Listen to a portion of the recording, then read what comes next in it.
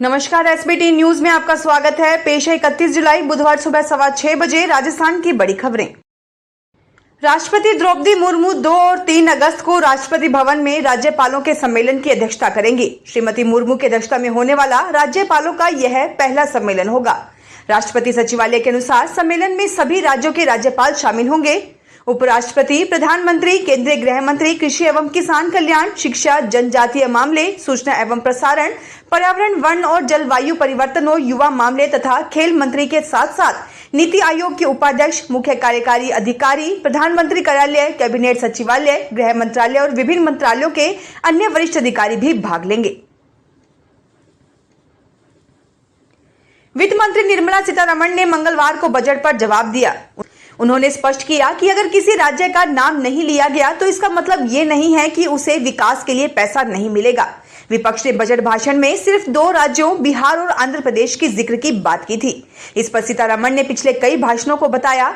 वित्त मंत्री ने कहा कि 2004-05 के बजट भाषण में 17 राज्यों का नाम लिया गया था। 2005-06 में 18 राज्यों के नाम नहीं लिए गए थे। 2009-10 के बजट में यूपी और बिहार को छोड़कर किसी राज्य का नाम नहीं लिया गया। वित्त मंत्री ने कहा कि मैं उस समय यूपीए सरकार का हिस्सा रहे सदस्यों से पूछना चाहती हूं कि क्या सरकार की तरफ से पैसा केवल 17 राज्यों को गया? क्या बाकी राज्यों को उन्होंने पैसा रोक दिया था?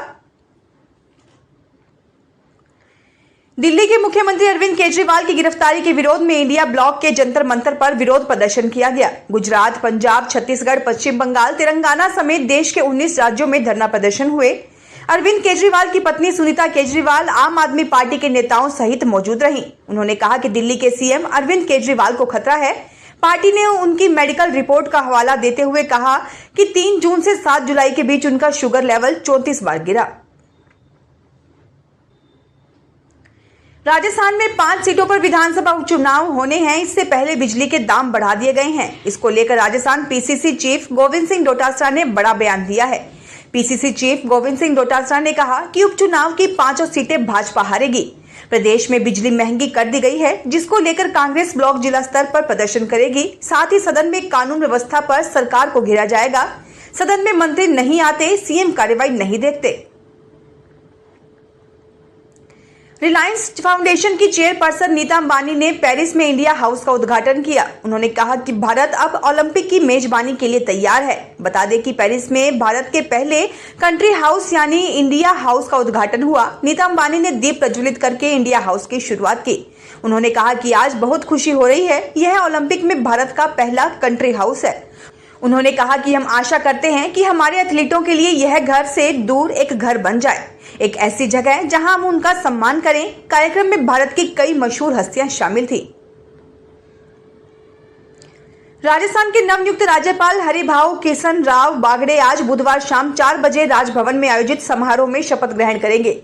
राज्यपाल किशन राव बागड़े को मुख्य न्यायाधिपति मनिंदर मोहन श्रीवास्तव शपथ दिलवाएंगे।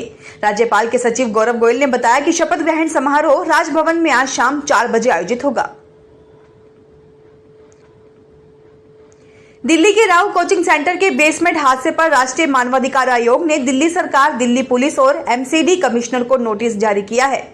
आयोग ने 14 दिन के अंदर डिटेल रिपोर्ट मांगी है। साथ ही मुख्य सचिव को निर्देश दिया गया कि राज्य में नियमों का उल्लंघन करने वाले सभी कोचिंग सेंटर्स का पता लगाएं। दूसरी तरफ हादसे के तीसरे दिन भी सिविल सेवा अभ्यर्थियों और स्थानीय लोगों ने राव आईएएस कोचिंग सेंटर के बाहर अपना विरोध प्रदर्शन जारी रखा है। दिल्ली के कोचिंग सेंटर के बेसमेंट मामले के बाद जयपुर नगर निगम ग्रेटर एक्शन मोड में आ गया है। मंगलवार को नगर निगम ग्रेटर की मेयर सौम्या गुर्जर अचानक गोपालपुरा बाईपास स्थित कोचिंग सेंटर का निरीक्षण करने पहुंची।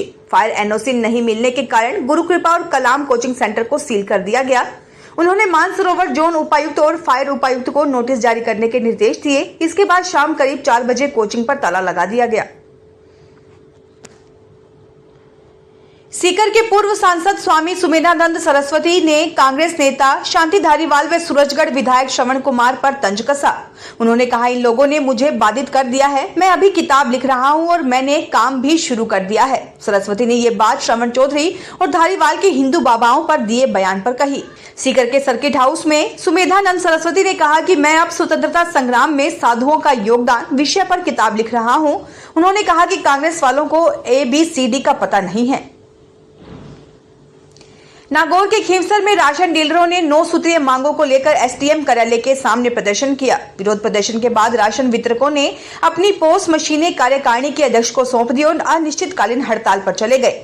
राशन वितरकों ने 9 सूत्रीय मांगे मानने के लिए 31 जुलाई तक का अल्टीमेटम दिया था। 31 जुलाई तक मांगे नहीं मानने पर खाद्य सामग्री वितरण करने का बहिष्कार करने की चेतावनी दी गई थी। सीकर में कलेक्टर ऑफिस के पीछे स्थित पंप हाउस में मंगलवार को ट्रांसफार्मर में हुए फॉल्ट के बाद अचानक मशीनों में आग लग गई। इस आग में एक प्राइवेट इंजीनियर झुलस गया, जिन्हें इलाज के लिए एसके अस्पताल में भर्ती कराया गया है। पंप हाउस के कर्मचारी श्यामलाल ने बताया कि पंप हाउस के बाहर लगे ट्रांसफार्मर में अचानक फॉल्ट हुआ। सवाई माधोपुर के त्रिनेत्र गणेश मंदिर ट्रस्ट की ओर से रणथंभौर दुर्ग और त्रिनेत्र गणेश मंदिर परिसर में पौधारोपण कार्यक्रम आयोजित किया गया। पौधारोपण कार्यक्रम में बतौर अतिथि जिला कलेक्टर डॉक्टर कुशाल यादव व उप जिला कलेक्टर अनिल चौधरी मौजूद रहे। त्रिनेत्र गणेश मंदिर ट्रस्ट के प्रधान सेवक हिमांशु ने बताया कि मंदिर परिसर के आसपास 1100 पौधे लगाकर गणेश वाटिका विकसित की जाएगी। उदयपुर में निजी जीबीएच अमेरिकन हॉस्पिटल में कुछ अवैध निर्माण को सीज किए जाने के विरोध में जैन समाज ने मंगलवार को कलेक्ट्रेट पर मौन प्रदर्शन किया। प्रदर्शन के दौरान समाज पदाधिकारियों ने कहा कि प्रशासन की यह कार्रवाई दुर्भावनापूर्ण लगती है। हॉस्पिटल को नियमित किया जाना चाहिए, रोगी और कर्मचारियों का हित देखा जाना चाहिए। समाज के लोगों ने जीबीएच के समर्थन में कलेक्टर अरविंद पोसवाल को मुख्यमंत्री के नाम ज्ञापन सौंपा। बांसवाड़ा पुलिस ने साइबर अपराधों को रोकने और गुमशुदा मोबाइल की बरामदगी के लिए चलाए जा रहे ऑपरेशन एंटीवायरस में बड़ी सफलता प्राप्त की है। आईजीएस परिमल के निर्देशन में जिले की पुलिस टीम ने कार्रवाई की है। एसपी हर्षवर्धन अग्रवाल ने बताया कि हेल्पलाइन नंबर 1930 और CEIR पोर्टल पर लोगों ने अपने मोबाइल फोन गुमशुदा होने की रिपोर्ट दर्ज की थी। 2019 से लेकर अब तक कुल 524 शिकायतें पोर्टल पर की थी। इसमें कई दोहरी शिकायतें भी हैं। इन सभी में अब तक बांसवाड़ा पुलिस ने 183 शिकायतों का निस्तारण करते हुए 76 मोबाइल बरामद कर लिए हैं। बूंदी में 2 कांस्टेबल को बिना सूचना के ड्यूटी से गायब रहना भारी पड़ गया। एसपी ने इसे अनुशासनहीनता मानते हुए मंगलवार को दोनों कांस्टेबलों को सस्पेंड कर दिया। इसमें हेड कांस्टेबल रामचरण और एसपी ऑफिस में कार्यरत दिव्या पाठक शामिल है। दोनों बिना सूचना के ड्यूटी से गायब थे। ड्यूटी से गायब रहने और बिना बताए लापता होने के मामले को लेकर एसपी हनुमान प्रसाद मीणा ने दोनों कांस्टेबल को सस्पेंड कर दिया। फिलहाल खास खबरों में इतना ही। ताजा खबरों की जानकारी के लिए देखते रहिए SBT न्यूज।